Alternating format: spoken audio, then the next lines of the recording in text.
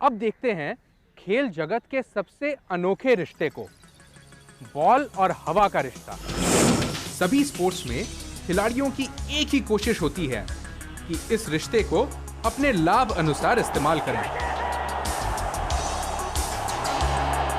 Table tennis में ball को table पर गिराना, फुटबॉल में बॉल को गोल के अंदर भेजना, गोल्फ में बॉल को पिन के नजदीक पहुंचाना, ये सब इसी अनोखे रिश्ते पर निर्भर है।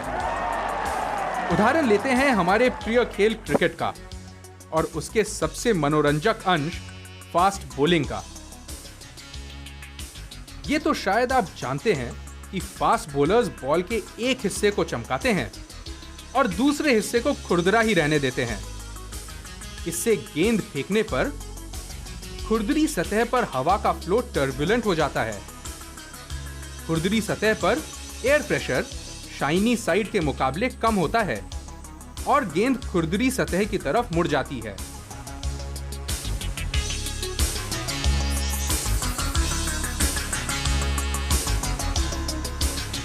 मगर आजकल तो फास्ट बॉलर्स रिवर्स स्विंग भी करने लगे हैं। ये रिवर्स स्विंग क्या है? कैसे होता है ये? Reverse swing.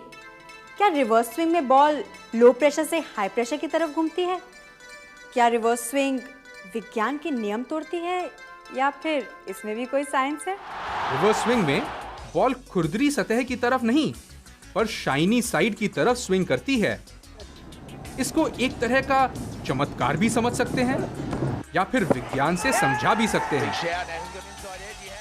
बॉल के पुराने होने पर एक ऐसा मोड़ आता है जब बॉल की खुरदरी सतह का वजन दूसरे हिस्से के मुकाबले हल्का हो जाता है।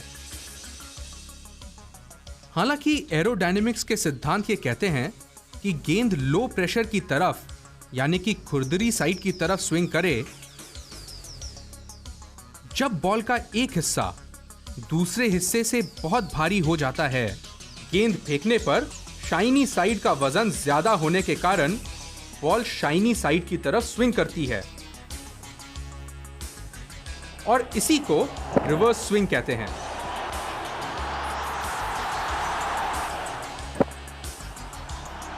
इंडियन सबकॉन्टिनेंट की विकेट्स पर बॉल जल्दी पुरानी होती हैं,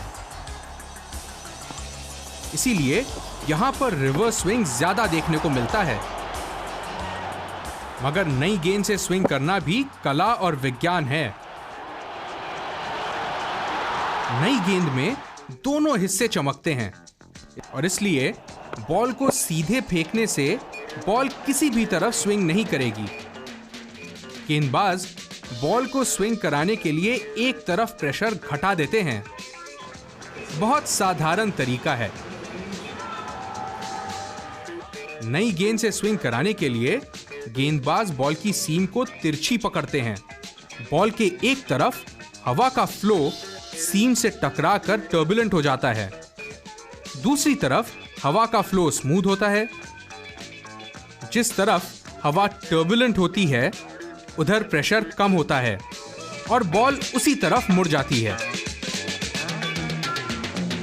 इन तीनों उदाहरणों से एक चीज तो साफ है कि तेज गेंदबाजी का हुनर सिर्फ तेज फेंकना ही नहीं पर गेंद की सीम को सीधी रखने पर भी निर्भर है।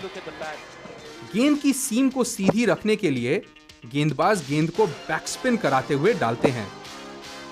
गेंद की बैकस्पिन की वजह से जायरोस्कोपिक एक्शन काम करता है। अगर गेंद की सीम थोड़ा सा डगबगाए तो स्पिन की वजह से उल्टी दिशा में टॉर्क लगता है जो सीम को सीधी रखता है।